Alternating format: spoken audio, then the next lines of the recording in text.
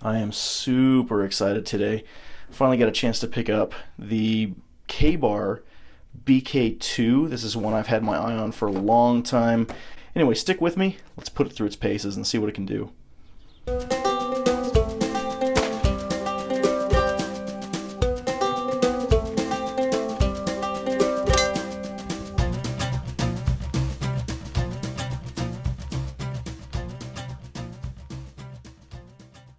Okay, guys. Super cool knife. I've really been looking for kind of a good all-around survival knife, something I can use, just be super hard on, use for bushcraft as well as just general camping, things like that. For a long time, I've had the Gerber LMF2. I'll do a separate video on that one and kind of show you the pluses and the minuses, why I like it, why I think it's still lacking a little bit. Let's go ahead and jump into this one. As you can see, I mean, you got your classic Ka Bar. This is what made the company famous, this one right here. But let me go ahead and open that up. And there it is. So it's hard to really convey to you just through a video how beefy this knife is. As I take that off, I mean, this thing is thick. I don't know if you can get a sense. That is amazing. When you grip that in your hands, it is just a tank. Like you can just tell this thing will not quit. So super excited there. Let's go ahead and set that down. It looks like that's our little blade protector. Now the blade is coated. I believe we get the high carbon steel on this one, and so definitely there's the risk of rust. So that's why they've coated that. That to me is a little bit of a downside. I mean, it's nice to have a tough coating on there. I'm sure I can recoat it if I really needed to. But it's kind of that trade-off. You want it to hold an edge for a really good long time, but I don't know. We'll see how well that coating holds up as we torture test it. So this is the sheath, as is good plastic sheath. I think, it does okay. I think it's got a good mount. I haven't really played around with this yet or seen too much with it. I'm not a huge fan, though, of vertical carry, especially on a bigger knife like this. I'd like to see if there's a way that I can tracker style carry this one. So I'm going to play around with it a little bit, see what I can figure out. But yeah, looks like you just use your thumb, push, pops right out.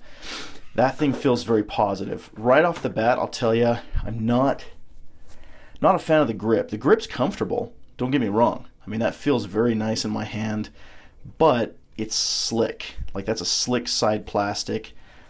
I don't feel like it'll break or anything like that. I mean, that's not my concern. I just feel like it could slip. So definitely going to look into maybe throwing a lanyard in here. I'm going to play around with this a little bit and see what I can do to toughen that up.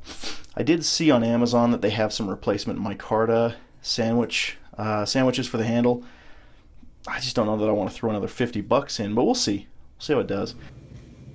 Okay, guys, just a quick update here. So I've done a couple of modifications to the Becker, the BK2. One of these, you'll notice, I put a Tek-Lok on the back. I'm a big fan of tracker style carry, so specifically not just having it droop vertically down the leg, but I would like to be able to wear it horizontally across my back. For those of you that do carry a pistol, that kind of have other gear on, you totally understand. There's not a whole lot of room for a vertical knife, but tracker style on the back really helps. The other thing I did is again, I don't love the handle, but I decided I'd wrap this with some paracord. Just did that myself. I feel like I did a decent job. I'm sure I could have done better. For those of you that do this professionally, I mean, you can kind of see the burn marks here where I've attached it, but it gives a little bit more friction. However, I don't know that I'm in love with it. It feels too big, and I've got some pretty good sized hands. I'm a 6'2" individual, so I feel like I can still get a good grip here, grip back on this for some chopping. But I actually might try stippling this like I did with my Glock, and I might try that and get back to you and let you know.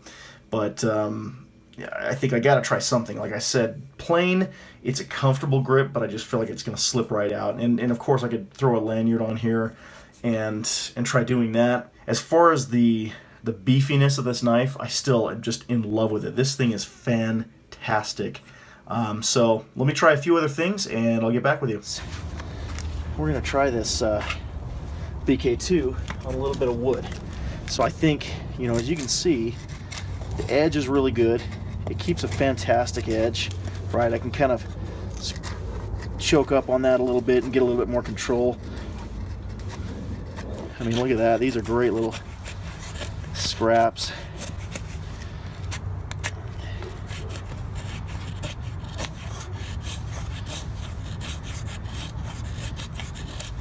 That's great. Yeah, this thing is tough as nails. And then as far as chopping, I can kind of choke back on this thing.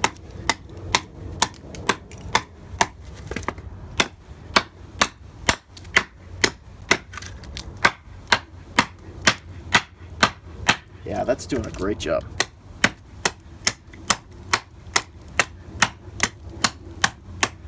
I think I will want to throw a lanyard on there eventually, but that's fantastic.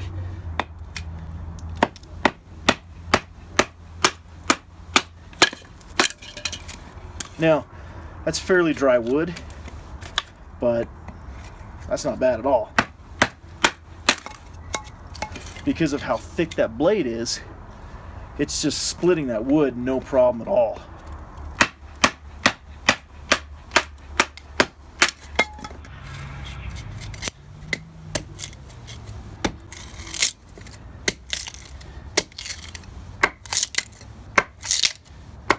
That tip is fantastic. It has no issues whatsoever. Just digging in there and prying.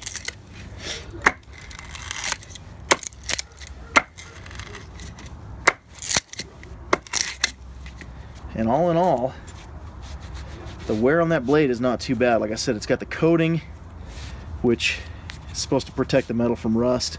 I think I should be able to just wipe that off and really not have any issues there. Let's get into a little bit. I want to test out some of the stippling here. And I got kind of a couple of ideas here that I want to try out. I think I'm going to put a line right across.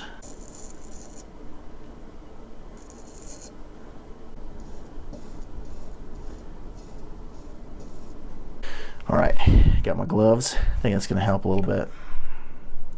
Just filling in areas. I am just rounding out the corner. As you can see, I kind of put a design in there. I think I like it. I don't think I need to fill in the rest of it. I'm just coming to the end here.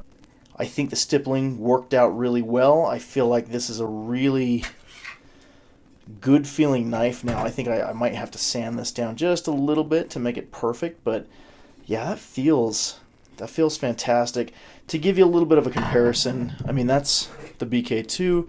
This is the LMF2 that up until now has been my favorite. And you can see, I mean, they're really similar knives, size-wise, function-wise, with a couple of different caveats. So, I mean, just look at the sheer size of these knives, right? It's really hard to convey just through a video, but right off the bat, you should see this BK2 is quite a bit thicker. And you feel it when you hold these knives. I still think that the Gerber has a more comfortable grip. It's obviously rubberized, and there's some reasons that they've done that. I think it's a very cool knife, but for all around, just cannot break it. Bang for the buck. I'm going to go out and do anything and everything with this. So, you know, more testing to come. I may do some follow-up videos as I go along. I'll do a separate video here on the Gerber and talk about its pluses as well. I do think there's some cool things about it, but being that the Gerber does not have a truly full tang, and there's reasons that they designed it that way, I just have to give it to the BK2 for toughness.